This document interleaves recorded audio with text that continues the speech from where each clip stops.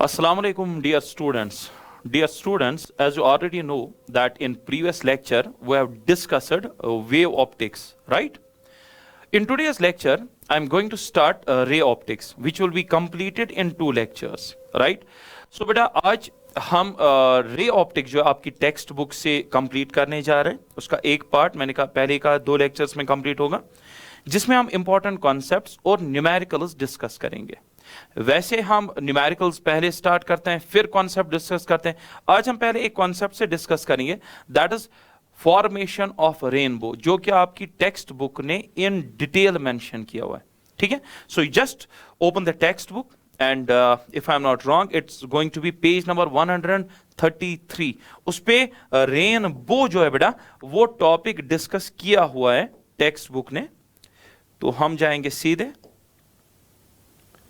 Rainbow के topic पे। देखिए बेटा, सो हियर इट इज, ये देखिए बेटा मेंशन करके द रेनबो। देखिए बेटा रेनबो कब बनता है, what is the condition, number second what are the different mechanisms involved, ठीक है वो डिस्कस करेंगे। और नीट एस्पेक्ट से एग्जामिनेशन पॉइंट ऑफ व्यू से क्या इसमें इंपॉर्टेंट रहने वाला है। तो चलिए बेटा स्टार्ट करते हैं। Number first rainbow. देखिए बेटा रेनबो कैसे बनता है। देखिए पहली बात है इंपॉर्टेंट क्या है इसमें, आपको पता है सन की लाइट इसमें रिक्वायर्ड होती है, रेन ड्रॉप्स होने चाहिए सस्पेंडेड इन एयर, और ऑब्जर्वर देखने वाला होना चाहिए जिसको रेनबो नजर आए। बट इंपॉर्टेंट इतना ही नहीं है बल्कि उनकी पोजीशन भी जो है कहीं ना कहीं इंपॉर्टेंट है, ताकि ऑब्जर्वर को रेनबो अच्छे से दिखे। कुछ इस तरीके से आप समझिए कि मान लीजिए हमारा जो सन है, सन जो बेटा which is the source of light, वो वेस्ट में है, तो रेन ड्रॉप्स जो सस्पेंडेड होने चाहिए वो बिल्कुल इसके अपोजिट में होने चाहिए, यानी ऑन द ईस्ट। ऑब्जर्वर इन दो के बीच में कहीं पे होना चाहिए। So it goes like this कि अगर सन हम वेस्ट में कंसिडर कर रहे हैं, सन हमारा वेस्ट में प्रेजेंट है, तो rain drops on the east होने चाहिए और ऑब्जर्वर इन दो के बीच में कहीं पे होना चाहिए, right, this is the point. तो ये बेटा अगर इसका कन्वर्स लेते हैं तो तब भी चलेगा कि अगर सन ही ईस्ट में और आप रेन ड्रॉप्स को वेस्ट में जो है रखते हो और ऑब्जर्वर बीच में, तब भी दिखेगा। ऑब्जर्वर अपनी जो बैक है बेटा उसको बैक को रखना है towards the sun and he can easily you can say observe the formation of rainbow. Rainbow क्या होता है, कलर्स होते हैं, different colours, 7 colours in form of an arc, ठीक है, तो बेटा उसे हम रेनबो कहते हैं। तो अब ध्यान से देखिए, कंडीशन तो हो गई, इंपॉर्टेंट कंडीशन, बनता कैसे, व्हाट इज द मैकेनिज्म, ठीक है। तो याद रखिए बेटा रेनबो 3 डिफरेंट फिनोमिनास की इंटरेक्शन से बनता है, यानी 3 डिफरेंट फिनोमिनास एक साथ ऑपरेट करते हैं। सॉरी, कौन कौन सा, ध्यान से सुनिए बेटा, refraction, number second total internal reflection, and the third one is dispersion। यह हमारे एंट्रेंस का पहला क्वेश्चन हुआ कि बताइए कौन कौन सा फिनोमेना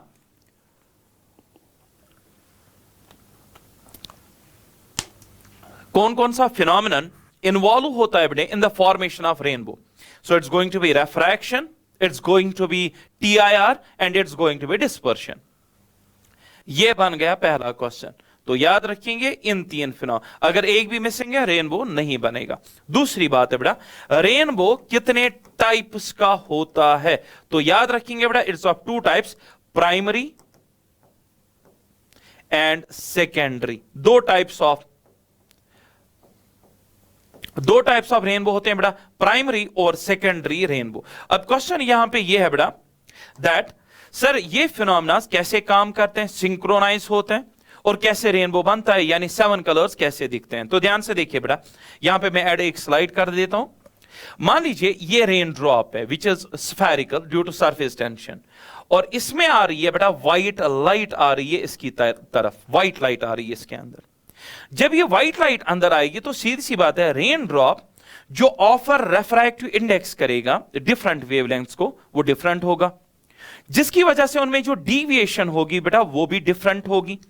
ये मैं क्या बात कर रहा हूं, कॉचेज लॉ, और बेटा वो deviation del is equal to A into mu minus 1, जो स्मॉल एंगल प्रिज्म की फॉर्मूला है असल में, ठीक है, तो बेटा दो कॉन्सेप्ट्स याद रखेंगे। पहली बात कि यहां पे जो डीविएशन है बेटा वो डायरेक्टली प्रोपोर्शनल है म्यू के, और म्यू रफली इनवर्सली प्रोपोर्शनल है लैम्डा के।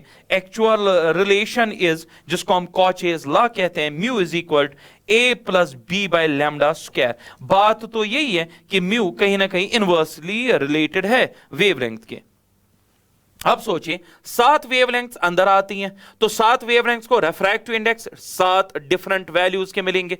अब जिस वेवलेंथ की, जिस रेडिएशन की, लाइट की वेवलेंथ ज्यादा होगी उसको म्यू भी ज्यादा मिलेगा। अब जिसकी वेवलेंथ ज्यादा होगी उसको म्यू कम मिलेगा। जिसको म्यू कम मिलेगा उसमें डिविएशन कम होगी बेटा। तो याद रखिए, अब ध्यान से सुनिए, रेड लाइट है, रेड लाइट की जो वेवलेंथ है सबसे ज्यादा है, तो ये उसको जो मिलेगा सबसे कम, ये कम तो डिविएशन कम। तो बताइए डिविएशन 7 कलर्स में कम किसकी होगी? रेड की। और सबसे ज्यादा वायलेट की। सबसे ज्यादा डिविएशन वायलेट की होगी। लेकिन वायलेट और इंडिगो, हमारी आंखें उनके लिए इतनी सेंसिटिव नहीं है उन कलर्स के लिए कि उनको पिक कर सके। तो यूजुअली जो हमारी आंखें जो है जिस कलर को पिक करती हैं बेटा फ्रॉम द एक्सट्रीम साइड, यानी वायलेट वाले साइड से, that is blue. Blue colour को हम मानेंगे यहां पे। तो दो एक्सट्रीम कलर्स रेड और ब्लू हम मान के चलेंगे। अब देखिए बेटा, हम ये जान गए हैं कि रेड में डिविएशन होगी कम, ठीक है, रेड में डिविएशन होगी कम, लेकिन ब्लू में डिविएशन होगी बहुत ज्यादा। ये देखिए बेटा, ये हमें समझाया कॉचेज लॉ ने, ठीक है। अब ध्यान से सुनो अब क्या हो रहा है। अब यहां पे हम एक पॉइंट कंक्लूड कर सकते हैं। Just look here, if this is the centre of the rain drop, तो ब्लू लाइट कहीं ना कहीं सेंटर के नजदीक है। ब्लू लाइट सेंटर के नजदीक आ रही है और रेड लाइट सेंटर से दूर जा रही है। इस पॉइंट को आप दिमाग में रखें। अगर ये जो वेवलेंथ से बेटा इस सरफेस पे पड़ी at an angle greater than critical angle, what they will undergo TIR। अगर ये TIR करती हैं तो बताइए क्या होगा बेटा? ब्लू लाइट जो है बेटा इस साइड आ जाएगी, ब्लू लाइट जो है बेटा इस साइड आ जाएगी और रेड लाइट इस साइड आ जाएगी TIR की वजह से, क्योंकि जाना तो चाहती हैं डेंसर से रेयरर, लेकिन TIR होने की वजह से ये दूसरे साइड आ जाएंगी। तो आ गई बेटा इस साइड। ध्यान से सुनिएगा अब क्या हो रहा है। ब्लू लाइट भी आएगी, लेकिन ब्लू लाइट मुझे ऐसे दिखाना है या इसको क्रॉस करवाना है बेटा, क्रॉस करवाना है। क्यों? अभी हमने एक पॉइंट कंक्लूड किया था, ब्लू लाइट रहती है सेंटर के नजदीक। तो बेटा ब्लू लाइट सेंटर के अगर नजदीक रहती है तो बेटा सेंटर के नजदीक आने की वजह से वो क्रॉस कर जाती है रेड लाइट को। अब देखिए आप, बाहर जो है बेटा ब्लू लाइट किस तरीके से आती है और बाहर रेड लाइट किस तरीके से आती है। तो मैंने आपको पूरा दिखा दिया बेटे 7 कलर्स की फॉर्मेशन कैसे हो गई। आपने क्या एक चीज नोटिस की कि किस तरीके से 3 फिनोमेनास सिंक्रोनाइज्ड है। देखिए कैसे, यहां पे बेंडिंग हुई बेटा तो रेफ्रैक्शन हुई, यहां पे 7 कलर्स में डिस्ट्रीब्यूट हुआ तो डिस्पर्शन हुई, और यहां पे इस एंड पे TIR हुआ। तो how many phenomena have simultaneously operated in order to give rise to the rainbow? So we have the 3 phenomena. The question arises, what are the different types of rainbow? Primary and secondary. ध्यान से सुनिएगा बेटा, अच्छे से सुनो। 3 phenomena से बनता है रेनबो। अब इंपॉर्टेंट है TIR कितनी बार हुआ, TIR कितनी बार हुआ किसी पर्टिकुलर वेवलेंथ में।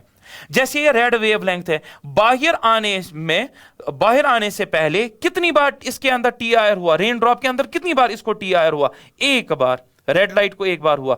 ऐसे रेनबो को जिसमें कोई पर्टिकुलर वेवलेंथ एक बार TIR करें बेटा, उस रेनबो को हम कहते हैं प्राइमरी रेनबो। लेकिन अगर रेनबो ऐसा बनता है कि अंदर कोई पर्टिकुलर वेवलेंथ एक बार TIR ना करे बल्कि 2 बार TIR करे, तब जो रेनबो बनता है that's known as secondary rainbow. So I think now you will be used to this that primary rainbow उस रेनबो को कहते हैं जब TIR सिर्फ एक बार हो किसी पर्टिकुलर वेवलेंथ को, और सेकेंडरी रेनबो उसे कहते हैं जिसमें TIR, मेरा बेटा जो गला है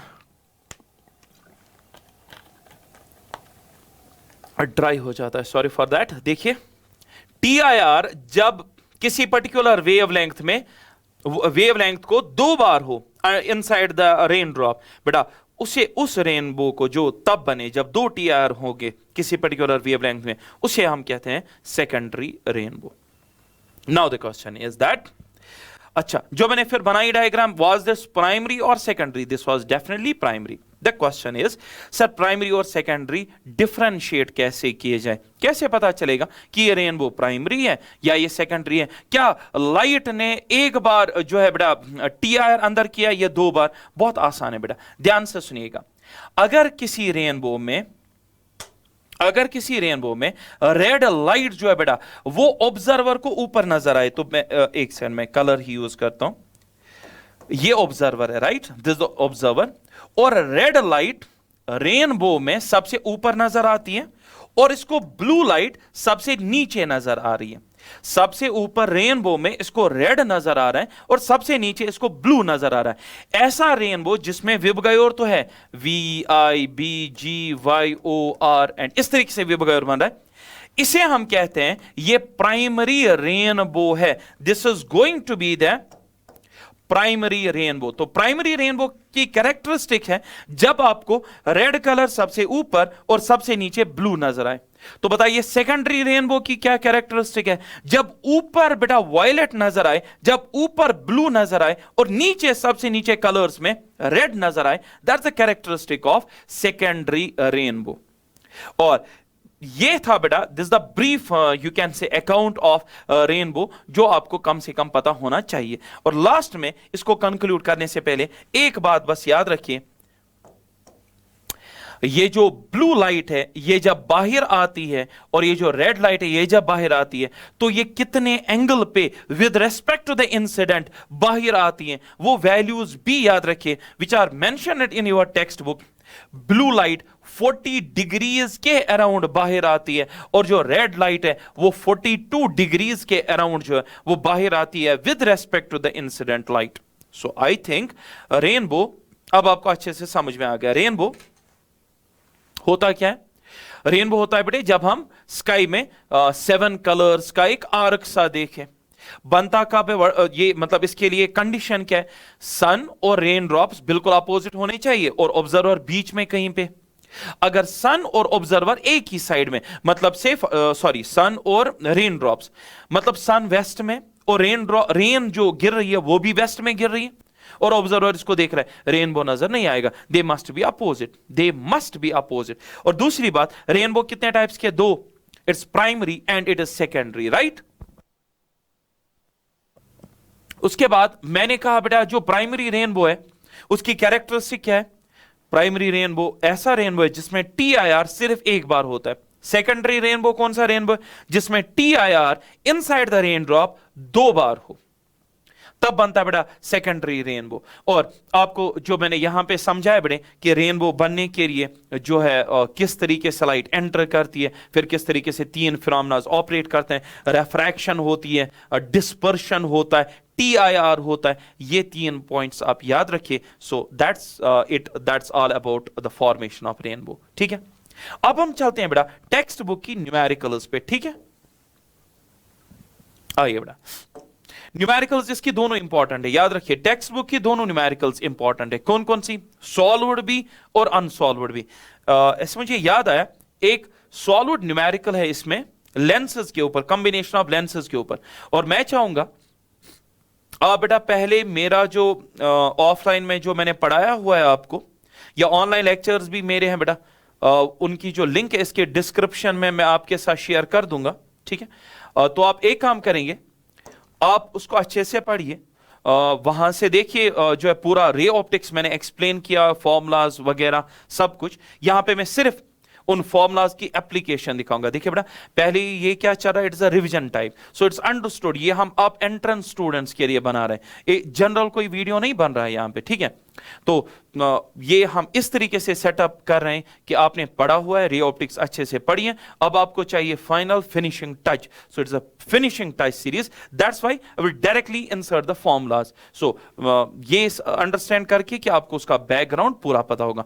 अगर नहीं है तो भी कोई बात नहीं है, मैं इसके डिस्क्रिप्शन में आपको डिटेल्ड वो वीडियो जो है उसकी लिंक आप तक पहुंच जाएगी। तो चलिए बेटा शुरू करते हैं। ये है एग्जाम्पल 9.9, इसको मैं हाईलाइट कर दूं, इंपॉर्टेंट है, बहुत ज्यादा इंपॉर्टेंट है, ध्यान से देखिए। टेक्स्ट बुक ने अपने तरीके से किया है और हम अपने तरीके से इसको सॉल्व करेंगे। है क्या बेटा, यहां पे आप देख सकते हो 3 लेंसेज का कॉम्बिनेशन है, right. It's not the combination of 2, it's the combination of 3। और वो भी कौन सा combination? These are not the lenses in contact. पहले पेज नंबर निकालिए, पेज नंबर 330 पेज नंबर है, एग्जाम्पल 9.9, ठीक है। और इसमें 3 लेंसेज देकर है, biconvex, plano concave and biconvex. तो बेटा 3 लेंसेज हैं यहां पे, इनके बीच में डिस्टेंस है, so this the combination of lenses with separation distance. तो करूंगा मैं क्या यहां पे, हमें पता है बेटा जब 2 लेंसेज आपके पास होंगे, जैसे ये 2 लेंसेज, पहले 2 मैं लेता हूं, it is plano concave and convex. इनके बीच में डिस्टेंस ऑफ सेपरेशन देकर है 5 सेंटीमीटर। पहले की फोकल लेंथ देकर है 10 और दूसरे की देकर है बेटा -10। फोकल लेंथ देकर है इनकी। करना क्या है पहले वो बता दूं, कितने लेंसेज है आपके पास? 3। क्वेश्चन पढ़ो, find the position of the image formed by the lens combination. कहता है ये 3 लेंसेज हैं, यहां पे ऑब्जेक्ट है 30 सेंटीमीटर पहले वाले लेंस के सामने। आपको बताना फाइनल इमेज कहां पे बनेगी। अपने तरीके से इसने किया, हम अपने तरीके से करेंगे। देखिए इसका अप्रोच जो है वो है बेटा लेंस फॉर्मूला। मेरा अप्रोच ये है, 3 लेंसेज हैं, क्यों ना हम एफ इफेक्टिव निकालें, यानी तीनों लेंसेज के बदले हम एक लेंस बताएं, लेकिन वो लेंस कैसा होना चाहिए, उसकी फोकल लेंथ कितनी होनी चाहिए, वही मैं निकालने जा रहा हूं। But since these are 3 lenses with distance of separation, तो मैं पहले लूंगा ये 2 लेंसेज, जो वहां से एफ इफेक्टिव आएगा उसको इसके साथ जोड़ूंगा, यानी तीसरे के साथ, तो मिलेगा मुझे एफ इफेक्टिव। फिर एक बार लगाऊंगा लेंस फॉर्मूला। इसको लेंस फॉर्मूला 3 बार लगानी पड़ी, हम लेंस फॉर्मूला लगाएंगे सिर्फ एक बार। बट इसको कॉम्बिनेशन को पहले सॉल्व करना है। देखिए बेटा 2 लेंसेज हैं, आपको पता होना चाहिए P इफेक्टिव जो है बेटा वो बराबर होगा P1 plus P2 minus D times P1 P2। This the formula in lenses, right. So मैंने पहले भी कहा अगर आपको नहीं पता है इन चीजों का तो आप मेरा जो दूसरा वीडियो जिसकी लिंक आपको मिलेगी वहां से देख लीजिएगा। P इफेक्टिव आएगा 1 by F effective is equal 1 by F1। बेटे पहले की है फोकल लेंथ 10 प्लस 10, दूसरे का P2 के बदले 1 बाई F2 वो आएगा -10 यहां पे, और यहां पे आएगा minus D is the distance, that's 5। F1 F2, सो 10 10 100, लेकिन -100 क्योंकि इनमें से एक माइनस है। देखो बेटा 1/10 माइनस 1/10 ये तो कैंसिल हो गए, माइनस माइनस कैंसिल हुआ, 5/100 उल्टा करेंगे तो एफ इफेक्टिव मिलेगा 100/5। 20 सेंटीमीटर निकली बेटा, 20 सेंटीमीटर इन 2 लेंसेज की इफेक्टिव फोकल लेंथ। यानी अगर मैं पहले 2 लेंसेज को रिप्लेस करूं एक लेंस से, उसकी फोकल लेंथ 20, लेकिन अभी तो तीसरा बाकी है। अब मैं इस लेंस को जिसकी फोकल लेंथ 20 उसको कंबाइन करूंगा उसके साथ, वहां से निकलेगा हमारा total F effective, net F effective. You got it. फिर से यही फॉर्मूला, लेकिन किस किस के बीच में, इस वाले लेंस और उस लास्ट वाले लेंस के बीच में। और डिस्टेंस कितनी लेंगे बेटा 10 सेंटीमीटर, लास्ट और लास्ट बट वन लेंस के बीच में जो डिस्टेंस है 10 वो लेंगे। तो बेटा फिर से यही फॉर्मूला, तो लिखूंगा P effective is equal to P1 plus P2, you got my point, minus D times P1 P2। अब देखिए 1 बाई एफ इफेक्टिव डैश रखता हूं, यानी it's the net focal length, F effective dash is equal P1 के बदले 1 by F1, तो 1/20 लिख दूं, है ना, अभी जो निकाला।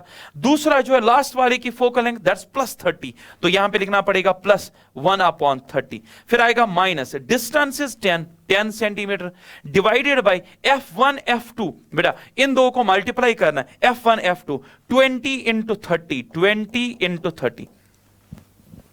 You got my point. तो इस तरीके से आपको लिखना है ये। अब देखिए बेटा कैसे सॉल्व करेंगे, चेक आउट दिस। यहां पे मैं कैसे सॉल्व करूंगा, देखिए it is 30, it's 20, it's 50 divided by 600, so it is 50 600। और यहां पे क्या आया माइनस 10, ये आएगा 1/2 3 6, आई थिंक इट इज 60, है ना। तो बेटा 60 आएगा माइनस 1/60। या आप ऐसे करिए 10/600 ले लीजिए, क्योंकि उससे क्या होगा, यहां पे आप कॉमन निकाल सकते हो, 600 कॉमन निकाला, 50 minus 10 it's 40 divide by 600 divide by 40, so F effective dash is 600 divided by 40। You got it. 0 0 cancel हो जाएगा बेटा, 60 divided bye 4, so it is 30/2 it is 15, तो ये मिलेगा मुझे बेटा 15 सेंटीमीटर। अब क्या हुआ, इस ऐसा करने से क्या हुआ, आपने निकाला इन तीनों लेंसेज के बदले अगर एक लेंस में यूज करूं उसकी फोकल लेंथ कितनी है बेटा 15। Now I can use the lens formula, क्यों, ऑब्जेक्ट डिस्टेंस देकर है, इमेज डिस्टेंस निकालनी है। सो यहां पे मैं ये करूंगा बेटा इस तरीके से। देखिए अब हमारे पास एक लेंस है जिसकी फोकल लेंथ है 15, प्लस आपने कॉन्वेक्स क्यों बनाया, क्योंकि प्लस 15 आया तो कॉन्वेक्स, अगर माइनस आता तो कॉनकेव बनाता। यहां पे एक ऑब्जेक्ट है और आपको निकालनी है इमेज कहां पे बनेगी। ऑब्जेक्ट कितना दूर है ये देखिए बेटा, यहां पे आप देख सकते हैं ऑब्जेक्ट डिस्टेंस देकर है 30 centimetre. So object distance is 30 centimetre, sorry object distance is 30 centimetre.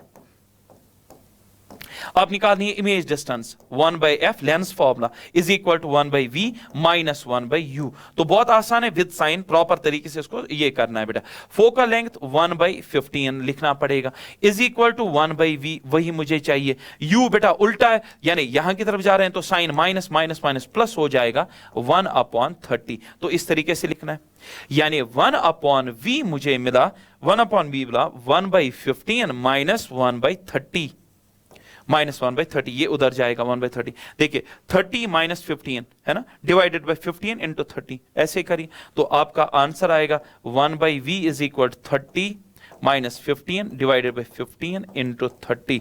यहां पे ऊपर 15 उल्टा करिए, 15 into 30 divide by 15, 15 cancel, v is equal to आपको मिलेगा 30 सेंटीमीटर। और साइन आई पॉजिटिव, इसका मतलब इमेज यहां पे कहीं है और कितनी दूर है 30 सेंटीमीटर। अब आप मुझे एक बात ध्यान से सुनिएगा बेटा, क्या मैं ये कह सकता हूं कि जिस स्टूडेंट ने लेंसेज अच्छे से पढ़ा है उसको इतना करने की जरूरत नहीं थी, उसको इतना करने की जरूरत बिल्कुल भी नहीं है। और सर ये क्या बोल रहे हैं यार, मैंने पढ़ाया हुआ है आपको कि लेंस अगर है ये प्रिंसिपल है, अगर ये f है ये 2f है, 2f पे ऑब्जेक्ट रखने से इमेज b बनती है 2f पे ही। फोकल लेंथ कितनी थी f इफेक्टिव 15, ऑब्जेक्ट कितना दूर था 30, मतलब ऑब्जेक्ट कहां पे हुआ, ऑब्जेक्ट हुआ ना 2f पे, तो इमेज भी बनेगी 2f पे ही। तो बेटा इतना करने की जरूरत नहीं थी। यही मैं कहता हूं जब मैं पढ़ाता हूं बेटे फोकस्ड रहो, छोटी छोटी बातों से आपका टाइम बहुत जो है बच सकता था। इतनी एनालिसिस मजदूरी करने की जरूरत बिल्कुल भी नहीं थी, आपको बस इतना करना था। देखिए बेटा ये तो आपको करना था, इतना आपको करना था। चेक आउट दिस, जैसे आपको 15 मिला और आपने देखा ऑब्जेक्ट को 30 पे रख दिया गया है, तो आप समझ जाइए ये 2f पे रख दिया गया है, इमेज भी 2f पे ही बनेगी। This was the first question जो हमने किया। चलिए बेटा अब जो है कोई इसमें बहुत सारे सॉल्व्ड अनसॉल्व्ड क्वेश्चंस हैं, एक्सरसाइज पे पहले चलते हैं फिर देखते हैं सॉल्व्ड वाले क्वेश्चंस। तो मैं आपको शॉर्टकट्स देता जाऊंगा इसमें, ठीक है। पहले आप अनसॉल्व्ड, सॉल्व्ड में आपके पास ऑप्शन है, कुछ तो वहां से लिखा हुआ है, ठीक है। ये अनसॉल्व्ड है, ये कहां से करोगे, तो यही मैं करवाने की कोशिश करता हूं। देखो क्या बेटा, a small candle 2.5 centimeter in size is placed 27 centimeter in front of concave mirror of radius of curvature 36। देखिए बेटा मैं साथ साथ ही लिख दूं वरना परेशानी होगी। concave mirror है, this is the principal axis, you got my point। और the question 2.5 centimeter in size, 2.5 centimeter इसका size है, is placed at 27 centimeter, 27 centimeter इसको आगे रख दिया गया है। अच्छा इसकी radius of curvature है 36, तो बेटा इसका मतलब हुआ इसकी focal length है 18 centimetre. Am I right? Okay, हमने इसके सामने रख दिया, कॉनकेव मिरर के सामने ऑब्जेक्ट रख दिया जिसकी लेंथ है या जो ऑब्जेक्ट साइज है that's 2.5 centimetre. At what distance from the mirror should a screen be placed in order to obtain a sharp image? कहता है हम स्क्रीन को कहां पे रखें ताकि उस पे एक शार्प इमेज बने। कॉमन सेंस है यार, आपने ऑब्जेक्ट रखा कॉनकेव मिरर के सामने, ठीक है, जहां पे इमेज बनेगी वहीं पे स्क्रीन रख दो जहां पे इमेज बनेगी। How to solve all the questions in spherical mirrors? In spherical mirrors, note down this formula. If the object is perpendicular to principal axis, write the transverse magnification formula. If the object is along the principal axis, write the axial magnification instead of that. You got my point? So m transverse is equal to I by O minus V by U is equal to F divided by F minus U. ये formula आपको use करनी है बेटा in case of spherical mirrors with proper sign conventions. बेटा solve करेंगे हम इसको। Size of image वो मुझे चाहिए, ऑब्जेक्ट का size 2.5 centimetre minus v image की distance, object distance 27 centimetre, focal length है बेटा 18 सेंटीमीटर। लेकिन just wait, is this plus 18 और माइनस 18? इट्स बी माइनस 18 क्योंकि इस साइड है minus 18 upon minus 18 centimetre minus times u is 27 but minus it is minus, formula का अपना minus और u का अपना माइनस, प्लस हो जाएगा 27। Now 27 minus 18 is 9. 9 ones are 9 twos are, so it's 2. So it is going to be minus 2 without any unit. It's a unitless quantity. अब इस 2 को मैं अगर इससे मल्टीप्लाई करूं तो इमेज का साइज मिल गया, इससे मल्टीप्लाई करूं तो पोजीशन ऑफ इमेज मिलेगी, सब कुछ मिला। देखो बेटे आई के साथ आई को निकालना चाहूं तो 2 into 2.5 is 5 centimetre. 2 into 27 is 54 if I'm not wrong, 2 7 are 14 and 2 4 हाँ 54, so v is equal to 54। लेकिन वेट, ध्यान से सुनो बेटे, आपने यहां पे i by o डाला, v u आपने डाला 27 जबकि डालना था माइनस 27 क्योंकि इस साइड था, माइनस माइनस कैंसिल हो जाता और आपका आंसर यहां पे माइनस तो है माइनस, और आपका आंसर आएगा माइनस 54। i आप देख सकते हो 2.5 निकला लेकिन माइनस माइनस निकला या plus, so it is minus 5 centimetre. इसकी भी साइन निकली बेटा माइनस माइनस, दोनों की साइन है। समझेंगे इसका मतलब क्या? इमेज का साइज है 5 और ऑब्जेक्ट का साइज है 2.5, तो इमेज बड़ी है, इसमें कोई डाउट नहीं है। माइनस का मतलब है इन्वर्टेड नीचे की तरफ, माइनस 54 यानी इमेज इसी साइड बनी है। तो क्या मैं ये कंक्लूड करूं कि इमेज इस तरीके से होगी? मैं आपको कहता हूं अगर आपने ऑफलाइन क्लास मेरी दी हुई है बेटा, इतना भी करने की जरूरत नहीं, आपको पहले ही आइडिया हो जाता कि ये इमेज ऐसी क्यों बनी। बेटा आपको पता है इस टाइम हमारा जो ऑब्जेक्ट है वो सेंटर ऑफ कर्वेचर से अंदर की तरफ आई, इमेज जाएगी बाहर, the image would be real, the image would be real, it would be inverted and it would be magnified. You can see here. So हमने इस तरीके से ये पढ़ा हुआ है, तो अभी मैं ब्रीफ अकाउंट दे रहा हूं हाउ टू सॉल्व दिस। अब क्या ये कह रहा है बेटे, सॉरी ओके और कुछ हमें निकालना है इसमें बेटा। अच्छा, at what distance from the mirror should screen be placed in order to open, तो आंसर मिल गया माइनस 54, मतलब स्क्रीन को यहां पे रखना है, स्क्रीन को यहां पे रखना, इमेज उस पे आ जाएगी। Describe the nature and size of the image, यार अभी तक तो बोल रहा था it is inverted, it is real, it is magnified, ठीक है। अब क्वेश्चन क्या कह रहा है, if the candle is moved closer to the mirror, कह रहा है कि अगर हम इस कैंडल को नजदीक लाएंगे मिरर की तरफ, बताओ इमेज को क्या होगा? यार इमेज को पीछे, इमेज पीछे जाएगी, इमेज पीछे जाएगी तो स्क्रीन को भी पीछे लेना पड़ेगा। सो this is question number first unsolved जो हमने सॉल्व कर दिया। Question number 2, beautiful question. A 4.5 centimeter needle is placed 12 centimeter away from convex mirror. Now the mirror has changed. So it is convex and we have placed, what we have placed? A needle is placed and its height is 4.5 centimeter and it has been placed where?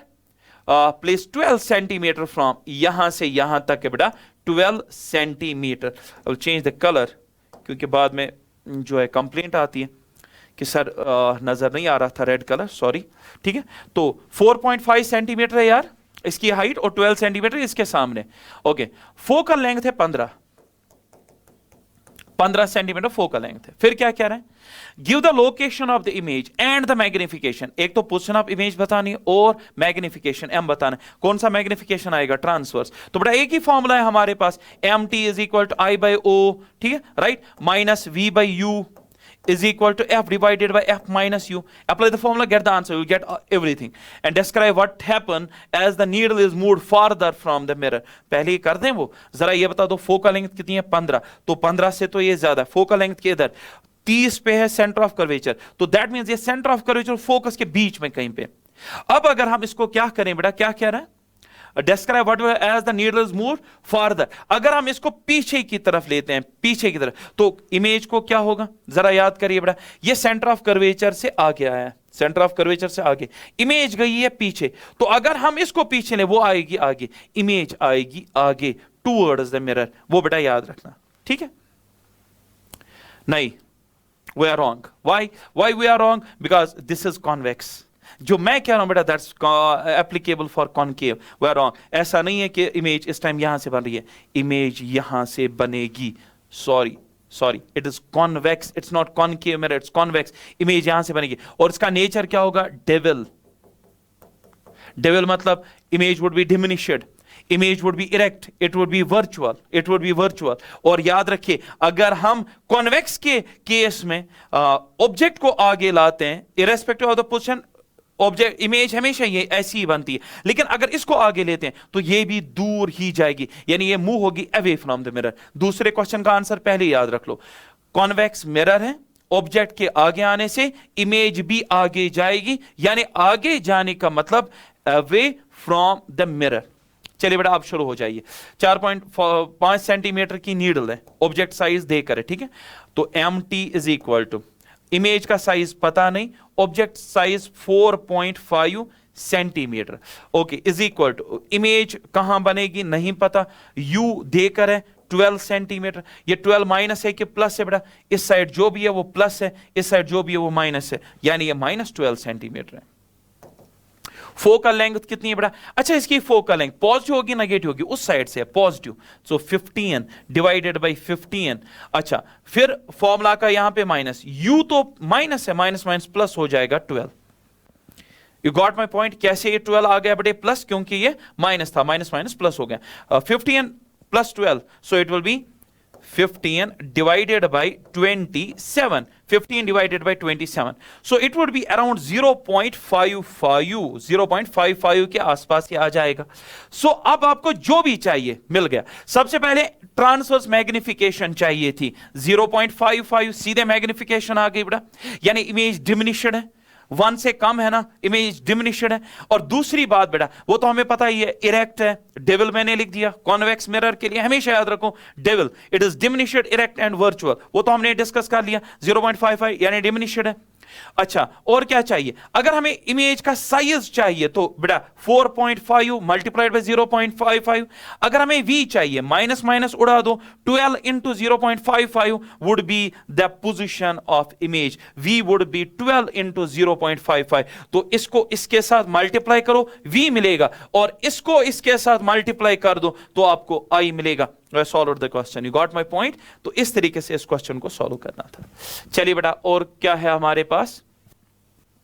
A tank is filled with water to a height of 12.5 centimetre. So मेरे पास एक tank है, that's a rough idea of this, 12.5 centimetre तक हमने इसको भर दिया पानी से, 12.5 centimetre, okay. The apparent depth of the needle lying at the bottom, बेटा एक नीडल है जो कि इसके बॉटम पे है, बॉटम पे एक नीडल है, तो ये रही नीडल।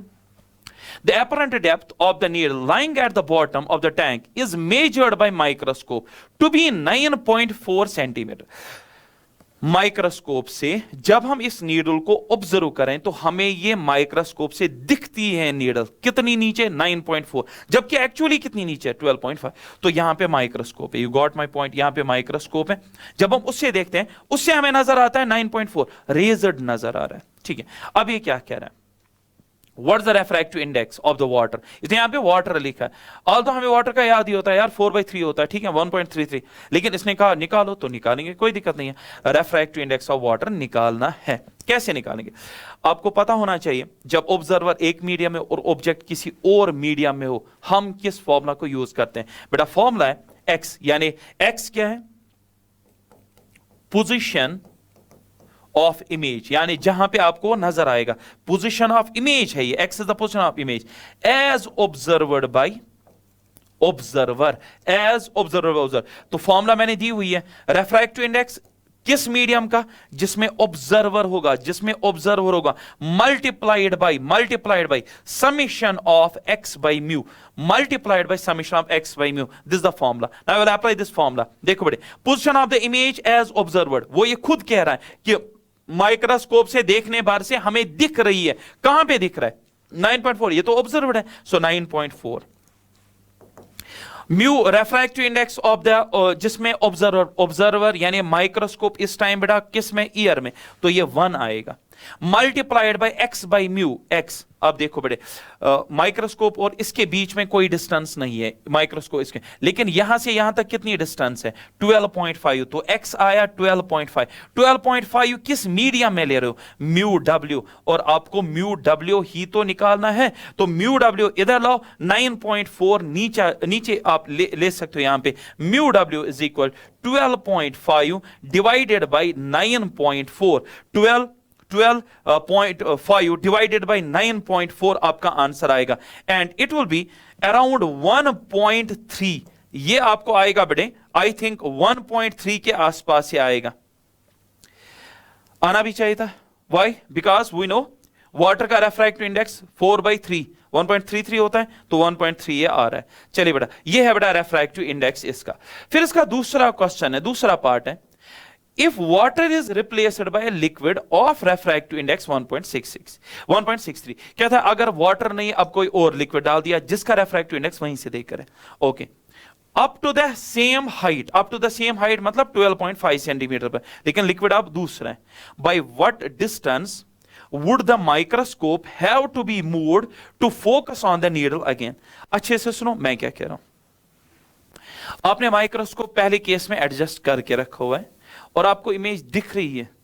माइक्रोस्कोप जब आपने एडजस्ट पहले वाले केस में करके रखा हुआ है, जरा माइक्रोस्कोप की आप देखिए, माइक्रोस्कोप से कहां पे आपको इमेज दिख रही है, 9.4 है ना, दिख रही है इमेज माइक्रोस्कोप से 9.4 पे।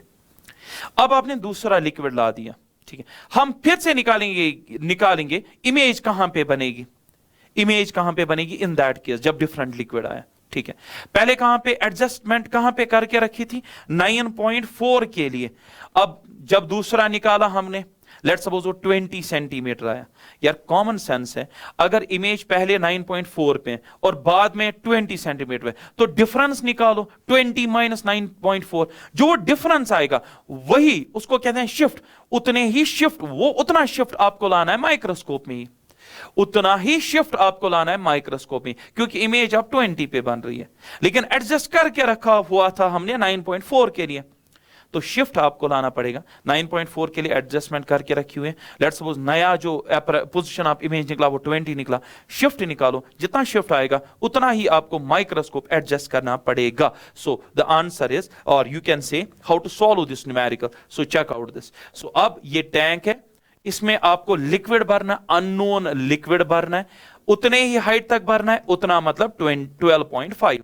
फिर से आप अब माइक्रोस्कोप से देखना चाहते हो उसी नीडल को जो अब बेटा नीचे यहां पे लाई कर रही है, वो वहीं पे बॉटम पे, लेकिन अब ये अननोन लिक्विड का रेफ्रैक्टिव इंडेक्स है 1.63, 1.63।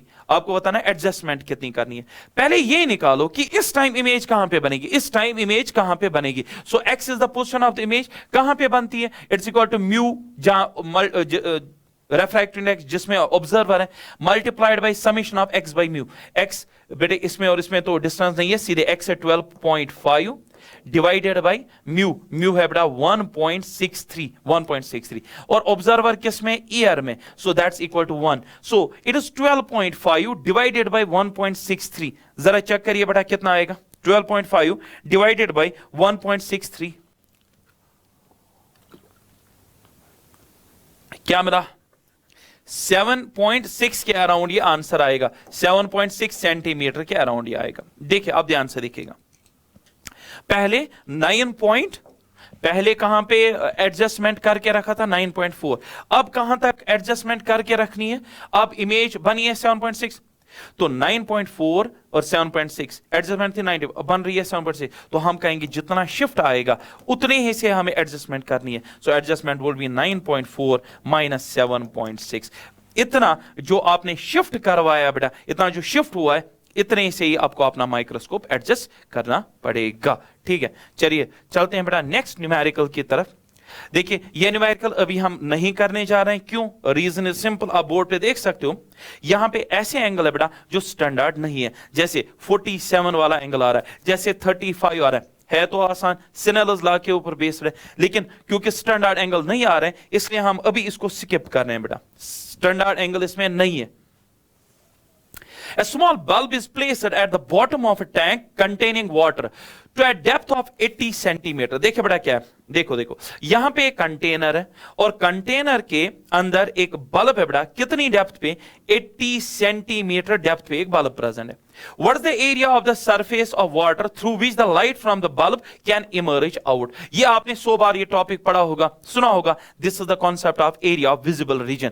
सीधे सीधे कहूं, ये कह रहा है कितने एरिया से लाइट जो है वो बाहर आएगी, कितने एरिया से बाहर आएगी, उस एरिया का नाम क्या है सर? उस एरिया का नाम है एरिया ऑफ विजिबल रीजन। और एरिया ऑफ विजिबल रीजन की फॉर्मूला है, फॉर्मूला क्या है? एरिया, क्योंकि ये डिस्क फॉर्म में होता है, सर्कुलर रीजन होता है, पाई आर स्क्वायर। तो आपके पास फॉर्मूला होनी चाहिए आर के लिए, जस्ट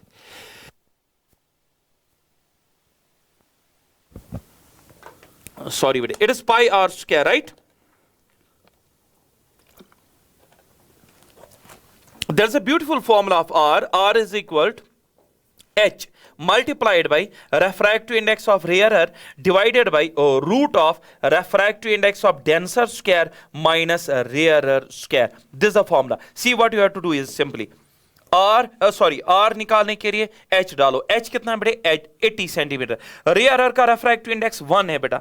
नीचे म्यू डी इस टाइम आई थिंक देकर है 1.33 का स्क्वायर माइनस 1 का स्क्वायर, 1.33 का स्क्वायर माइनस 1 का स्क्वायर, 1.33 का आएगा 1.7 के आसपास, 1.76 माइनस 1 तो 0.76 का रूट लेना है आपको, और ऊपर रेयर डालोगे बेटा 1 और मल्टीप्लाई करोगे 80 से। वहां पे आपको क्या मिलेगा? वहां पे मिलेगा आपको r। एक बार आपको r मिल गया, पाई आर स्क्वायर करो, मिल गया बेटा area of visible region. So it is more और लेस इट्स न्यूमेरिकल ना, टच इसमें है थोड़ा सा, यहां पे आपको थोड़ा सा रूट सॉल्व करना पड़ेगा, otherwise this is the simplest question of all, right? इसमें कुछ ऐसा है नहीं। चलिए बेटा, वो to next question, what it says? A prism is made of glass of unknown refractive index. Good. A parallel beam of light is incident on a face of the prism. ठीक है? The angle of minimum deviation is measured to be 40. Minimum deviation है बेटा इस time 40 degree. देखो क्या कह रहा है, मिनिमम डिविएशन है 40 डिग्री का, और क्या देकर है?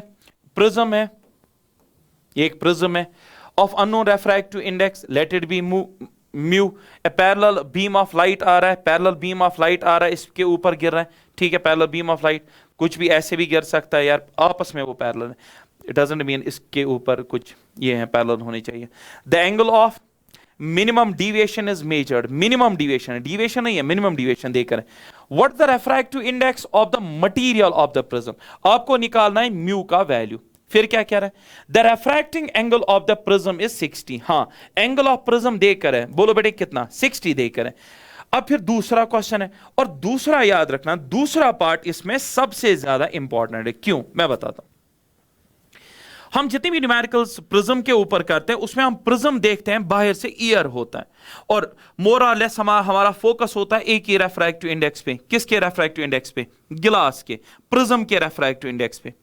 लेकिन क्या हो कि जब ये प्रिज्म पानी के अंदर चला जाए या किसी और मीडियम के अंदर जाए जिसका रेफ्रैक्टिव इंडेक्स लेट्स सपोज वहीं से दे करो, तब ये फॉर्मूला कैसे जो है चेंज होती है। तो लेट्स डिस्कस सम इंपॉर्टेंट फॉर्मूले, just I will give a brief touch ना रिगार्डिंग दिस। फिर से कह रहा हूं, लिंक आपको डिस्क्रिप्शन में मिल जाएगी अगर आपको यही topic in depth in detail में पढ़ने। तो ध्यान से सुनो बेटे, अगर हमारे पास एक प्रिज्म है, इस एंगल को एंगल ऑफ प्रिज्म कहते हैं। किस एंगल को? जो बेस के अपोजिट एंगल होता है, खाली उस एंगल को एंगल ऑफ प्रिज्म कहते हैं।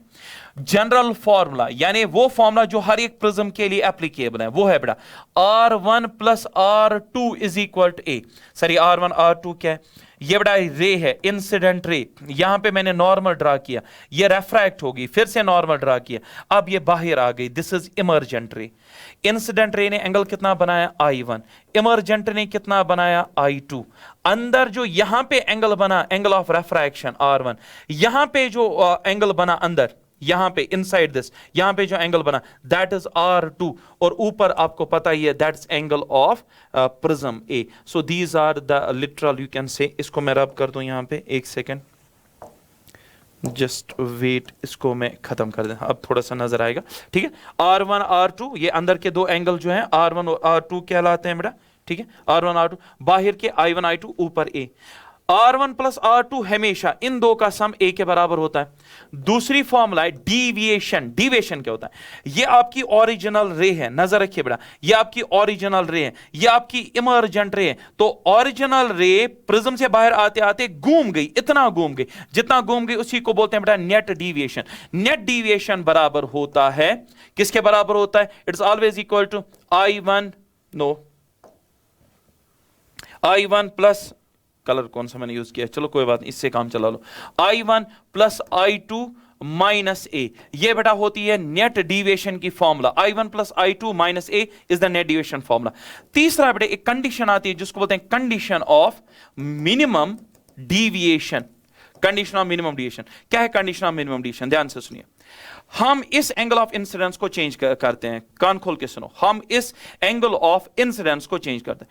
होता क्या है, ये जो डेल है, ये जो डीविएशन है, ये भी चेंज होता है और हमें कोई ना कोई ऐसा एंगल ऑफ इंसिडेंस मिल ही जाता है जिस एंगल ऑफ इंसिडेंस पे इस डेल का वैल्यू सबसे कम होता है और उसी डेल, सबसे कम डेल वैल्यू को बोलते हैं मिनिमम डीविएशन।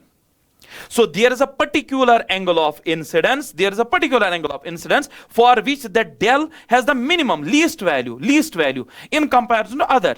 यानी अगर हमारा यहां पे देखिए I आप चेंज कर रहे हो 0 से 90 तक, ठीक है, कोई ना कोई एंगल ऐसा I का 0 और 90 के बीच में ऐसा मिल ही जाता है जहां पे डीविएशन बाकी एंगल के कंपैरिजन में सबसे कम आई, उस डीविएशन को बोलते हैं मिनिमम डीविएशन। अब ध्यान सुनो, अगर डीविएशन मिनिमम है, ध्यान सुनो, अगर डीविएशन मिनिमम तो तीन बातें याद रखना। पहली बात, I1 I2 के बराबर हो जाता है, R1 R2 के बराबर हो जाता है। देख रहे हो कौन से एंगल? I1 I2 के बराबर हो जाता है, R1 R2 के। और सबसे इंपॉर्टेंट बात, जो रेफ्रैक्टेड रे है, जो रेफ्रैक्टेड रे मतलब जो रे प्रिज्म के अंदर है, ये वाली ray refracted ray, it becomes parallel to the base, it becomes parallel to the base of the prism provided the prism is equilateral, provided the prism is equilateral। तीन बातें याद रखो।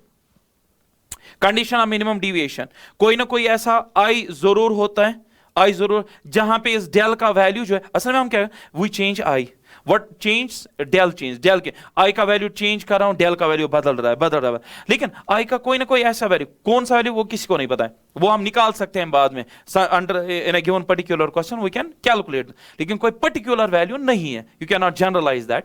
सो there is a particular value of I for which the deviation is the minimum value and that is known as minimum deviation.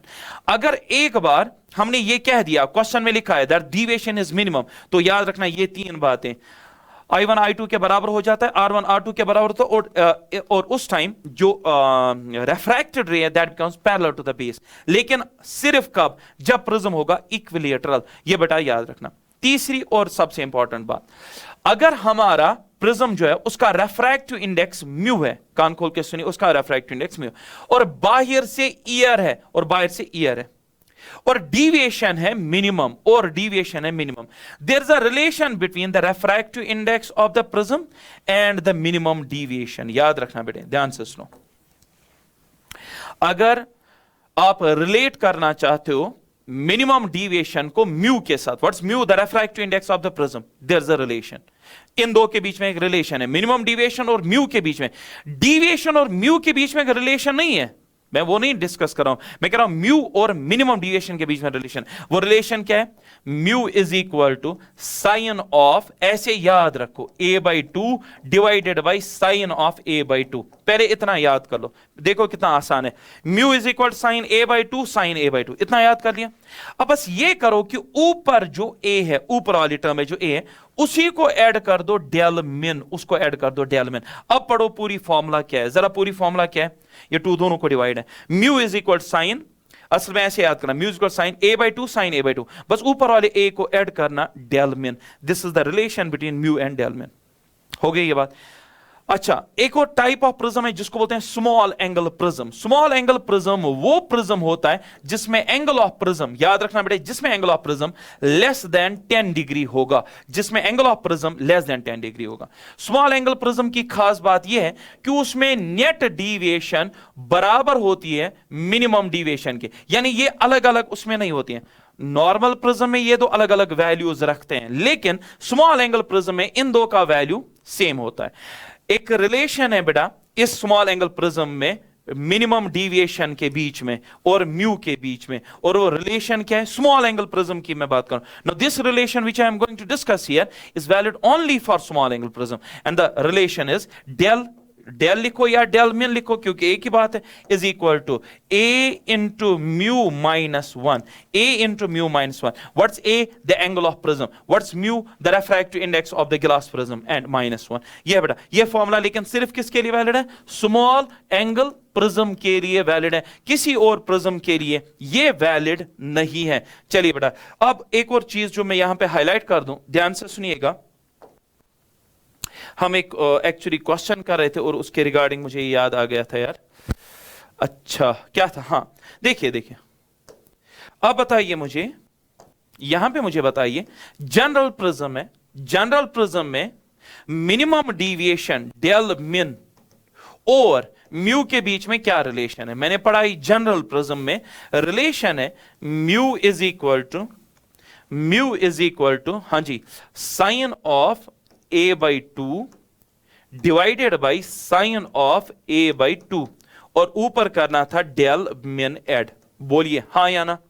लेकिन देखो बेटे, अगर अब prism किसी और मीडियम में प्रेजेंट है तो यहां पे कितने रेफ्रैक्टिव इंडेक्स हो गए? 2. तो इधर देखो, म्यू ये मैं रखूंगा G मतलब गिलास, और म्यू M मतलब रेफ्रैक्टिव इंडेक्स ऑफ मीडियम. अगर ऐसा है कि प्रिज्म किसी और मीडियम है तब you need to worry little bit, क्योंकि तब आपको यहां पे ऐसे लिखना GM. इसका क्या मतलब? Mu GM. इसका मतलब हुआ now this term mu GM is basically mu G divided by mu M, यानी it's the ratio of mu G by mu M. Sir इससे पहले क्यों जरूरत नहीं पड़ी? या तब भी जरूरत थी, बट क्योंकि बाहर से ईयर था तो म्यू M 1 था, so that's why you used to write there mu and which was the refractive index of the prism. Now you need to worry. और एक और जगह चेंज आएगी, इधर देखो, sine of A by 2 divided by sine of A by 2. A में change नहीं आएगा जब आप मीडियम चेंज करोगे, जब आप प्रिज्म को किसी, लेकिन हाँ ये जो डेल मिन है, डेल मिन अभी तक क्या होता था? ये मिनिमम डिविएशन थी विद रेस्पेक्ट टू ईयर अभी तक, लेकिन अब ये आएगा it is the minimum deviation now, it's the minimum with respect to medium. ये अब मिनिमम डिविएशन है with respect to that particular medium. हमारा क्वेश्चन इसी के रिगार्डिंग है. चलिए देखते हैं how to apply this relation. ठीक है, आइए बेटा हम देखते हैं ये रिलेशन कैसे. देखिए क्या कह रहा है. A prism is made of glass of unknown refractive index. तो mu unknown है. Parallel beam of light is incident on the face of the prism. The angle of the minimum deviation is measured to be minimum deviation देख रहे हैं. What is the refractive index of the prism? अभी तक तो हमें सिर्फ refract और angle of prism देख रहे हैं 60. हमें निकालना है minimum deviation देख रहे हैं, हमें निकालना है म्यू और एंगल ऑफ प्रिज्म देखकर है. There is a relation between mu and minimum deviation. What is the relation? Mu is equal to, बोलिए, mu is equal to sine of A divided by 2 divided by sine of A by 2, ऊपर करना था del मिन. देखिए आप आसान कितना है, it's equal to sine of इतना मैं रब कर दूं फिलहाल, ये ओ गड़बड़, ओ क्या करूं मैं अब, कुछ होगा इसका. चलिए ऐड करना पड़ेगा, स्लाइड ऐड करते हैं. तो बेटा हम यूज कर रहे थे म्यू, ये मैं क्या करूं, mu is equal to sine of, angle of prism था 60 है ना, और minimum deviation, what was the minimum deviation equal to, minimum deviation था 40 शायद, हाँ 40 था, minimum deviation was 40 divided by 2 divided by sine of 60 upon 2, mu निकालना था. Sine of 60 plus 40 it's 100 divided by 2 it's 50, so it is sine of 50 divided by it is sine of 30. देखिए बेटा मैं आपको बता दूं, साइन ऑफ 30 1/2 सबको पता है, साइन ऑफ 50 बस मार गए, मरना नहीं है, ठीक है, जीना है. ध्यान से सुनो क्या है बेटा. देखो साइन ऑफ 45 आप याद करिए, साइन ऑफ 45 इज 1/√2. 1/√2 अगर हम देखें it is 0.707, 1/√2 0.707, but that is what 45, 0.707. ये कितना है 50, ये उससे थोड़ा सा ज्यादा है, तो वैल्यू होगा 0.70 नहीं 7576 कर दीजिए. अरे गेटिंग माई लॉजिक, मैं क्या कह रहा हूं बेटा, 1/√2 होता है 0.707, ये था कब? जब साइन ऑफ 45, हमारा एंगल है 50, इससे ज्यादा, तो आप क्या करेंगे? अपना वैल्यू बढ़ाइए यहां से, और क्या करेंगे? तो 0.76 कर दीजिए, मॉडरेट, कुछ ज्यादा भी हम नहीं बढ़े, तो 76 यहां पे यूज करिए। 0.76 divided by sine of 30 1/2 0.5. So the answer is mu is equal to 0.76 divided by 0.5. You can easily solve this. ठीक, तो ये थोड़ा सा याद रखिए हम कैसे नजदीक पहुंचते अगर हम इन सिचुएशंस में आ जाए कि हमें हमारे पास 50 आ जाएगा, हाउ यू विल ना मॉड्यूलेट द क्वेश्चन, तो इस तरीके से हम करते हैं। चलिए बेटा, अब इसका दूसरा पार्ट जो मैंने कहा था विच इज मोर इंपॉर्टेंट, ये तो कुछ नहीं था इसका पहला part, you have simply inserted the values, what new. अब देखो क्या हालात यहां से खराब हो रहे हैं, कहता है the refracting angle of the prism, if the prism is placed in water refracting 1.3, predict the new angle of minimum deviation. oh, यहां पे अब मिनिमम डिविएशन निकालना है, मिनिमम डिविएशन निकालना है, जबकि सराउंडिंग मीडियम का रेफ्रैक्टिव इंडेक्स है 1.33, इट्स 4/3, राइट। सो बेटा देखिए यहां पे मैं ऐड कर दूं, यहां पे स्लाइड देखो क्या कह रहा है, प्रिज्म आप भी है और पैरेलल लाइट आ रही है, पैरेलल लाइट इस पे आ रही है, कोई दिक्कत नहीं, एंगल ऑफ प्रिज्म है 60, वो भी हमें पता है। अब क्या कह रहा है, अब इसको डुबो दिया वाटर में, तो बताओ पहले क्या लिखना है हमें? म्यू जी एम, जी मतलब गिलास, रेफ्रैक्टिव इंडेक्स ऑफ द गिलास, और वो अब कितना है रेफ्रैक्टिव इंडेक्स ऑफ द गिलास? अभी हमने निकाला, वो आपने निकाला होगा यहां पे 0.76 divided by 0.5, 0.76 divided by 0.5 divided by refractive index of medium, refractive index of medium 1.33 था ना शायद, कुछ कहां गया 1.33, वो आप यहां पे लिख देंगे 1.33। तो ये आप ऐसे सॉल्व करना है, इट इज म्यू जी जो हमने प्रीवियस पार्ट में निकाला divided by mu M is equal to, बाकी वही लिखना है साइन ऑफ 60 डिवाइडेड बाय 2। अब यहां पे ये निकालना है, यानी देखो बदला कि नहीं, अब मिनिमम डिविएशन बदला, क्यों बदला minimum deviation? Because now it is the minimum deviation with respect to water, it is with respect water, तो ये वैल्यू अब चेंज होगा और यही अब निकालना है, sine of this divided by sine of 60 divided by 2। So थोड़ा बहुत आसान भी है और मुश्किल भी है। देखिए साइन ऑफ 60/2 30 हुआ, 1/2 आएगा, 1/2 इधर ले जाओ, साइन ऑफ दिस, और ये आएगा साइन इनवर्स ऑफ दिस। मैंने कहा ना थोड़ा सा ये मुश्किल है। तो यूजुअली ऐसे वैल्यूज, अच्छे से सुनो बेटा, रोना नहीं होता है, ऐसे वैल्यूज देता है एग्जामिनर नीट में, या तो वहीं से लिखेगा given sine inverse of 0 point something, जो कि यहां से सॉल्व होकर वो रिड्यूस होकर वहां तक पहुंचेगा, और साइन इनवर्स ऑफ दैट वहां पे वही मिलेगा। या तो ऐसा हो सकता है, या तो ऐसा वैल्यू ही ऐसे अंदर देता है बेटे कि सिंपल वैल्यू आ जाता है, जैसे 0.5 आ गया तो साइन इनवर्स 0.5 1/2, अब क्या होता है 30 है तो साइन ऑफ 30 में आ जाएगा। तो रोना बिल्कुल भी नहीं है बेटा, आपकी टेक्स्ट बुक हर एक एग्जाम के लिए बनी है, ये नीट के लिए भी बनी है, एडवांस्ड के लिए भी बनी है। तो वैल्यूज यहां पे थोड़े से आपको लग रहा है थोड़े से टफ आ रहे हैं, लेकिन है नहीं बेटा, बहुत आसान जब ये नीट में आएगा। लेकिन करना कैसे, कॉन्सेप्ट जब हम पढ़ते हैं, so this is the very concept how you are going to solve this. और यहां पे अननोन सिर्फ कौन है, डेल मिन, और इस तरीके से इसको सॉल्व करना है। बस ये मैंने सिखाया यहां पे कैसे लिखना होता है, it is mu G M now and it goes like this. Moving to next numerical,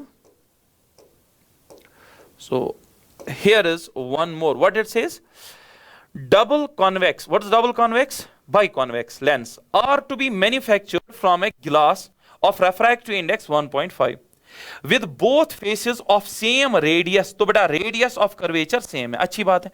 what is the radius of the curvature required if the focal length is 20 centimeter? देखो बेटा क्या कह रहा है, एक हमारे पास बाइकॉन्वेक्स लेंस है, दोनों का रेडियस बराबर है, दोनों फेसेस का रेडियस बराबर है, रेफ्रैक्टिव इंडेक्स 1.55 है, ठीक है, okay. What is the radius of the curvature, कहता है बताओ इसका रेडियस ऑफ कर्वेचर कितना, अगर फोकल लेंथ 20 चाहिए, रेडियस ऑफ कर्वेचर बताना अगर फोकल है। अच्छा कुछ बेवकूफ लोग, F is equal to R/2, दिमाग, F is equal to R/2, तो बेटा so R is equal to 2x of F। दिमाग सही है तुम लोगों का यार, वो फॉर्मूला वैलिड है फॉर स्फेरिकल मिरर्स, ये लेंस है, यहां पे कहां से वो फॉर्मूला ला रहे हो, यहां पे कौन सी फॉर्मूला वैलिड है, लेंस मेकर्स फॉर्मूला। और लेंस मेकर्स फॉर्मूला की क्योंकि मैंने डिस्कस किया हुआ है इन डेप्थ, ये जब हम सिंप्लीफाइड फॉर्म देखते हैं for biconvex lens when the radius of each surface is same, the formula is focal length is equal to r by 2 mu g m minus 1. ये है बेटा फॉर्मूला बाई कॉन्वेक्स लेंस की। ये कहां से आई? Lens makers formula से। ये कब वैलिड है? जब दोनों सरफेस की रेडियस सेम है, वो तो है, किस्सा खत्म। फोकल लेंथ कितनी है? 20 चाहिए, रेडियस आपको निकालना है डिवाइडेड बाय 2। गिलास का refractive index divide by medium, medium तो इस टाइम ईयर है तो डिवाइड बाय 1 होगा, उससे कुछ फर्क नहीं। गिलास का 1.55, 1.55 minus 1, 0.55, 0.55 into 2 into 20 is the answer. Answer is 2 into 20 into 0.55. देखिए बेटा यहां पे जो मुझे दिख रहा है, यहां पे अराउंड आई थिंक कितना आएगा answer? It should be 22 centimetre के आसपास। आप जरा ये मल्टीप्लाई करिए, if I am not wrong, just I will multiply 22 और 20 व्हाट्सएवर इट इज। मैं देखना चाहता हूं मैं सही हूं कि नहीं। 2.55, 22 exactly, I was correct. It comes 22 centimetre. मैंने कुछ नहीं किया, फिर से देखो, देखो mu g 1.55 divided by medium, medium is 1 divided by medium, that's 1। अच्छा okay, so mu g is 1.55 minus 1, 0.55, 0.55 into 2, और वो इधर जाएगा। So the answer is R is equal to 2 into 20 into 0.55, that's 22 centimetre. So इस तरीके से इस question को करना था। इसका और कोई पार्ट तो नहीं है? ओके, इतना ही है। A beam of light converges to a point P. Now a lens is placed in the path of the convergent beam. पहले इतना समझो, a beam of light converges, तो एक beam of light है बेटा जो converge हो रहा है at point, ये point है P। अब हम क्या करेंगे? Now a lens is placed in the path of the convergent beam. अब हमने इस path में लगा दिया एक लेंस लगा दिया, ठीक है। अच्छा, now a lens is placed in the path of convergent beam 12 centimetre from P, तो इतना ये डिस्टेंस है 12 centimetre from P। At what point does the beam converge? If the lens is, देखो बड़े यहां पे सिर्फ लेंस लिखा हुआ है, ये नहीं लिखा है कि कॉन्वेक्स है कि कॉनकेव। मैंने कॉन्वेक्स बना दिया, गलत है। पहले ये पूरा तो पढ़ो, पार्ट 2 है, कहता है कि अगर हमारा लेंस कॉन्वेक्स है, अब ये सही है। तो पहला पार्ट है कि कॉन्वेक्स लेंस रखना है, दूसरा कि अगर इस लेंस के बदले आप कॉनकेव लेंस रख दोगे ऑफ फोकल लेंथ 16। तो बात बहुत आसान है, देखो क्या है। पहले आ रहा है बेटे विदाउट लेंस, ये बीम ऑफ लाइट आ रहा है, ये बीम ऑफ लाइट है और यहां पे फोकस हो रहा है, यहां तक कोई दिक्कत नहीं। अब आपने रख दिया कॉन्वेक्स लेंस, पहले कॉन्वेक्स, और कहता है कॉन्वेक्स लेंस के रखने से आप बताइए ये जो बीम अभी तक यहां पे कन्वर्ज हो रहा था, अब कहां कन्वर्ज होगा? मतलब पहले या बाद में, या डाइवर्ज ही हो जाएगा पूरा, ही मतलब उड़ा देंगे आप इसको, तब फोकल लेंगे पीछे आएगी। At what point does the beam converge if the lens is convex of focal length? अगर कॉन्वेक्स रख दो और फोकल लेंथ कितनी 20 सेंटीमीटर, बताओ बीम अब कहां पे कन्वर्ज होगा? ओके, अब पहले ये समझो, आप ध्यान सुनो। ये कौन सी रेज है सर? इंसिडेंट रेज जहां पे मिले उसको क्या बोलते हैं? ऑब्जेक्ट। और लेंस से वहां तक की डिस्टेंस क्या बोलेंगे? You, object distance.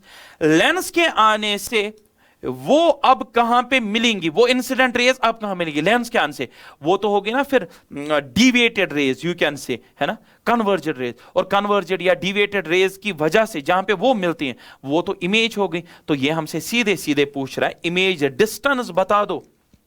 यू ये है बेटा, यू क्यों ये इंसिडेंट रेज है। इंसिडेंट रेज क्या बनाती है? ऑब्जेक्ट। तो ऑब्जेक्ट डिस्टेंस 12 वहीं से देकर फोकल लेंथ। आपको क्या करना है? Sign conventions and lens formula you will apply. Sign convention समझो, कॉन्वेक्स यूज किया तो ये यूज करना प्लस साइन के साथ। रेज यहां से यहां की तरफ जा रही, यहां से यहां, तो ऑब्जेक्ट डिस्टेंस जो मेजर करो वो भी प्लस ही लेना इस टाइम। तो इस टाइम यू भी प्लस ही लेना और अप्लाई करना 1/f is equal to 1/v minus 1/u। आपका क्वेश्चन हो जाएगा सॉल्व। और क्या निकालोगे? v। बहुत आसान।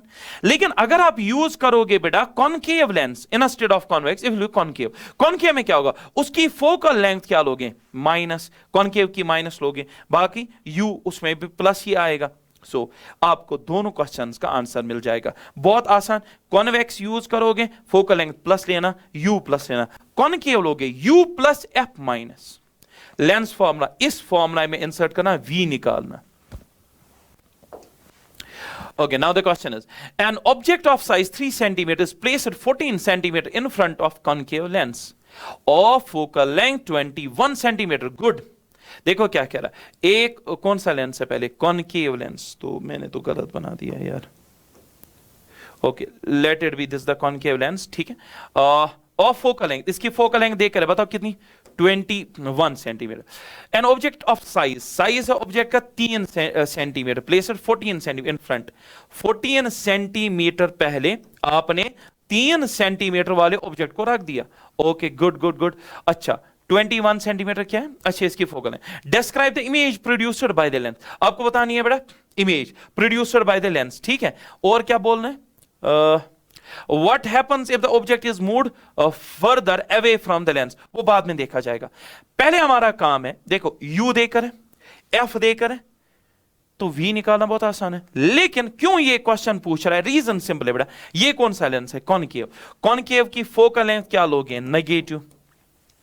ऑब्जेक्ट डिस्टेंस क्या लोगे, देखो रेज यहां से यहां की तरफ जा रही हैं, जो रे ऑफ लाइट है वो यहां से यहां की तरफ जा रही है. सब कुछ मेजर करना है ऑप्टिकल सेंटर से, यू आप उल्टा आ रहे हो बेटा, यू यहां पे लोगे नेगेटिव, यानी -14 लेना और फोकल लेंथ लेना -21. ये फोकल लेंथ, ये यू, और निकालना है वी. किससे निकालोगे यार, सीधे सीधे आप लगाओ यहां पे lens formula, lens 1/f = 1/v - 1/u. अब इंटरेस्टिंग चीज है, देखो क्या कर रहा है. What happens if the object is moved further away from the, अगर हम पीछे की तरफ लें तो बता दो इमेज को क्या होगा. याद रखना चाहिए बेटा, ध्यान से सुनो, पहले ये समझाओ मुझे, अगर हम देखें ऑब्जेक्ट, सॉरी, अगर हम देखें इमेज कहां पे बनती है, इस कॉनकेव लेंस में, तो आपको पता होना चाहिए इमेज बनती है बेटा ऑन द सेम साइड, यानी पीछे. डिमिनिश्ड होती है, इरेक्ट होती है, वर्चुअल होती है. अगर आपको नहीं पता तो मैं 2 रेज की मदद से दिखा देता हूं, ध्यान से सुनो. ये यार बहुत गड़बड़ हो जाती है यहां पे, और मुझे वापस लाना भी नहीं आता. चलो यहां पे बना देता हूं, सॉरी. देखो ये है बेटा हमारे पास कॉनकेव, ठीक है. कॉनकेव लेंस में देखो इमेज कैसे बनती है, ये रे एक पैरेलल है, अच्छा ये कॉनकेव है तो ये डाइवर्ज करेगा, ये ऐसे ले जाएगा. ये कौन सी रे है जो ऑब्जेक्ट से आई ऑप्टिकल सेंटर पे, तो ये सीधे निकल जाएगी. ये कौन सी, अब ध्यान से देखो, ये रे और ये रे इंसिडेंट रेज है, तो जहां पे मिली वो ऑब्जेक्ट. ये रे और ये रे डिविएटेड रेज हैं, आप समझ रहे हो. और तो ये तो लेंस से निकली हुई रेज है, इनके इंटरसेक्शन से क्या बनेगी, इमेज. आपको सच में लगता है इमेज, इनका इंटरसेक्शन आगे कहीं पे होगा, प्रोड्यूस करोगे, नहीं तो कहां पे होगा, पीछे. पीछे इनको मीट करो, तो यहां पे क्या बनी, यहां पे बनी इमेज. तारीफें करो इस इमेज की, इरेक्ट है हाँ, डिमिनिश्ड है हाँ, वर्चुअल है हाँ, तो लिख दो डेविल. देखो D stands for diminished, right. ये कॉन्वेक्स उसमें भी आता है, मिरर में भी, you are right. Convex mirror, concave lens, concave lens, concave lens, ठीक है. अच्छा, diminished, erect, virtual. I stands for image, L lens, पूरा ही आप चिपका सकते हो. So this is the case, you got it, got my point. अब देखो क्या कह रहा है, कहता है कि अगर हम इसको पीछे ले जाएं, अगर हम किसको पीछे ले जाएं बेटे, ऑब्जेक्ट को अवे फ्रॉम द लेंस ले जाएं, आपको प्रेडिक्ट करना है इमेज कहां की तरफ जाएगी. सो कहां की तरफ जाएगी, अगर हम इसको पीछे ले जाएं तो इमेज कहां जाएगी, आई थिंक इमेज भी पीछे ही जाएगी, ठीक है. सो इसमें आपका आंसर आएगा, if the object is moved further away from the lens, what will happen to the, what happens if the object is moved, so you will write there that image will also move away from a lens. अब बोलोगे क्यों, ध्यान से देखो बेटा, इसको जो मैं समझ रहा हूं कुछ इस तरीके से हम सॉल्व कर सकते हैं. यार मेरे स्लाइड्स क्यों खो जाते हैं, देखो मान लो ऑब्जेक्ट यहां गया, तो समझो जो ये ऑप्टिकल वाली जो रे थी, जो ऑप्टिकल सेंटर से पास करवा दी, यार ये नीचे आ जाएगी, नीचे आ जाएगी, और इसको पीछे इंटरसेक्ट करवाना है. देखो ऑब्जेक्ट पीछे चला गया, रे डायग्राम, हाँ जिंदाबाद आप कह सकते हो यहाँ पे. चलिए 10th क्वेश्चन आज आपको पता है बेटे, आपके क्वेश्चन जो है बेटा इसमें अराउंड 32 हैं. गुड. 10 क्वेश्चन जो है, 10 क्वेश्चन, इसमें 2 चीजों का आपने देखा होगा कंट्रीब्यूशन, एक तो स्फेरिकल मिरर्स और लेंसेज का. इसके बाद 11th 12th 16 तक, मतलब 6 क्वेश्चंस या 5 क्वेश्चंस के अराउंड टेलीस्कोप और माइक्रोस्कोप के ऊपर है। वो यहां पे डायरेक्टली ऐसे ही दिखाना जैसे इनको मैंने फॉर्मूला उठाई और अप्लाई कर दिया, इतना आसान नहीं होगा उनका। तो इसीलिए डिस्क्रिप्शन में आएगा बेटा, इसके लिंक में आएगा माइक्रोस्कोप और टेलीस्कोप का पूरा लिंक आएगा। मैंने वहां पे पूरा समझा और न्यूमेरिकल्स दिखाई है, जस्ट गो थ्रू दैट। जब मेरा पार्ट 2 आएगा लेक्चर का तो वहां पे मैं वो न्यूमेरिकल्स डिस्कस करूंगा, लेकिन उसके लिए आपका कॉन्सेप्ट स्ट्रांग होना बहुत जरूरी है, ठीक है। तो देखिएगा जरूर ऑप्टिकल इंस्ट्रूमेंट्स, उसके बाद में वो 5-6 क्वेश्चंस करूंगा, और जो बाकी के 15 वैसे 10 क्वेश्चंस बचेंगे, उनके बगैर 5-10 क्वेश्चंस बचेंगे, वो हम लेक्चर 2 में कंप्लीट करेंगे। ये आज का हमारा लास्ट क्वेश्चन रहेगा। What is the focal length of a convex lens? Convex lens है, focal length, what is the focal length of a convex lens of focal length 30 in contact with, okay यार इधर देखो, in contact with a convex lens of focal length this, it's a combinational question, so don't get confuse, पूरा पढ़ो। Focal length हमें कहना है convex lens of focal length 30 in contact with concave lens of focal length 20। तो दो lenses हैं, this is convex and this is concave, got my point? So it's a question on based on combination of lenses, दो lenses हैं in combination.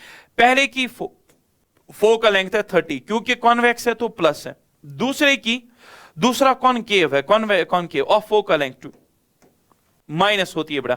अच्छा ये क्या कह रहा है, इस कॉम्बिनेशन की फोकल लेंथ निकालनी है। When lenses are in contact you will simply write there P effective is the sum of the powers P1 P2 P3, लेकिन हां विद साइन मतलब कॉन्वेक्स के लिए प्लस, कॉनकेव के लिए माइनस। अब बेटा इफेक्टिव फोकल लेंथ निकालनी है, 1/f effective is equal 1/f1 के बदले 30 लेकिन प्लस 30, दूसरा है बेटे कॉनकेव तो -1/20, यह आएगी बेटा इफेक्टिव फोकल लेंथ।